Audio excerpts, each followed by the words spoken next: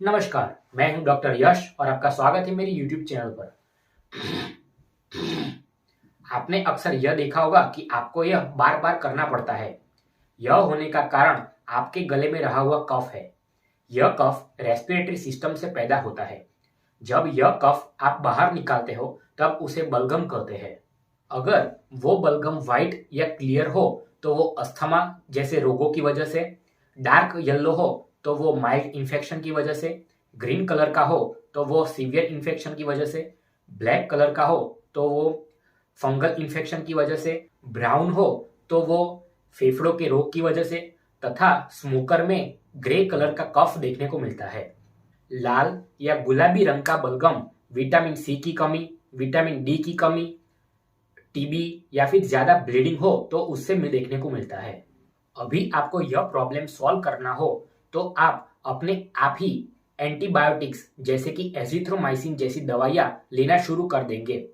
लेकिन अगर आप यह नहीं जानते तो मैं आपको यह बता दूं कि ऐसी एंटीबायोटिक्स के इस्तेमाल से आपकी इम्यून सिस्टम वीक होना शुरू हो जाएगी। इसलिए अपने आप ही ऐसी एंटीबायोटिक्स जैसी दवाइयाँ लेना आपको अवॉइड करना चाहिए, यानी कि नहीं लेना चाहिए। अब हम बात करते हैं कि ऐसी कौन सी कंडीशंस है जिसकी वजह से हमारे गले में यह कफ देखने को मिलता है। तो उसमें सबसे पहले है जीईआरडी, यानी कि gastro oesophageal reflux disease. GERD के दौरान हमारे स्टमक में रहा हुआ एसिड गले के भाग तक पहुंचता है और उसकी वजह से वह इरिटेशन करता है, जिसकी वजह से कफ पैदा होता है।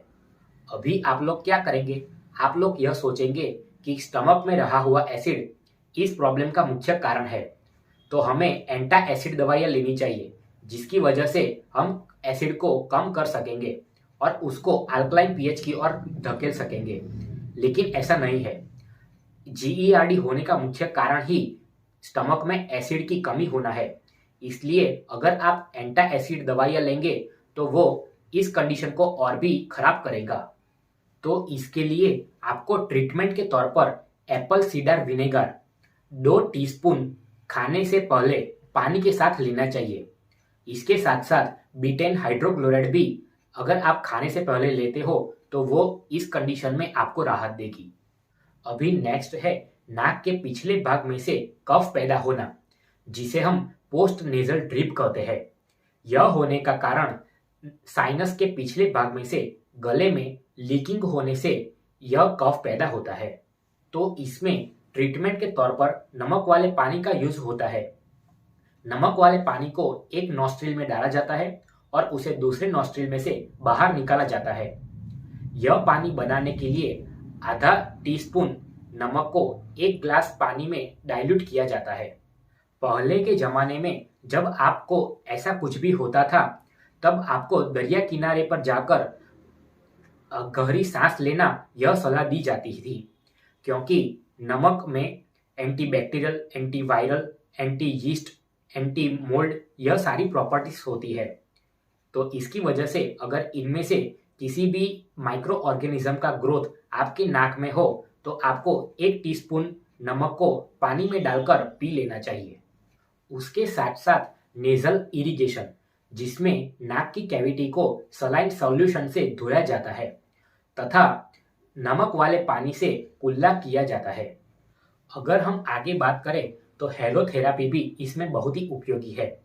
हेलोथेरापी में हेलो जनरेटर के जरिए सोडियम क्लोराइड यानी कि NaCl को छोटे छोटे पार्ट में विभाजित किया जाता है और रात को आप जिस कमरे में सो रहे हो उस कमरे में शूट किया जाता है। इसलिए जब आप अपनी गहरी सांस में इस NaCl के छोटे छोटे पार्टिकल्स को लेंगे तो एंटी इंफ्लामेटरी और एंटी बैक्टीरियल प्रॉपर्टीज के जरिए आप उस अपने म्यूकस को थिन बना सकेंगे और उससे आपको कफ में राहत मिलेगी। डॉक्टर यह भी रेकमेंड करते हैं कि आप बेबी शैम्पू का उपयोग करके भी नाक को साफ कर सकते हैं।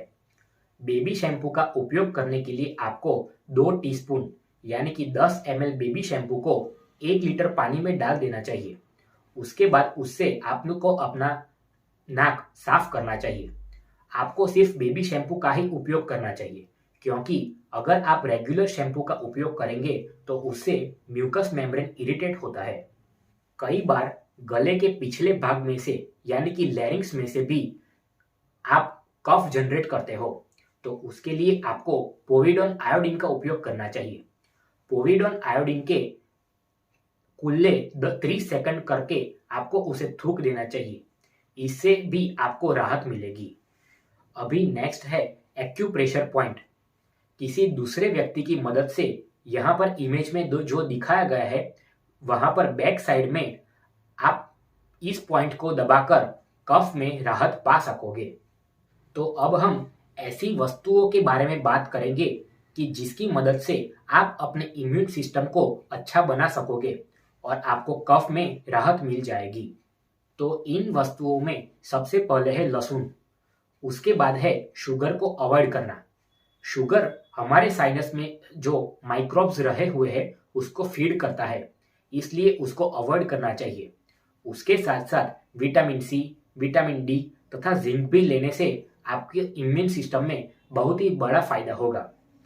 इसके साथ साथ आप कैल्शियम लैक्टेट का उपयोग करके भी कफ में आराम पा सकोगे।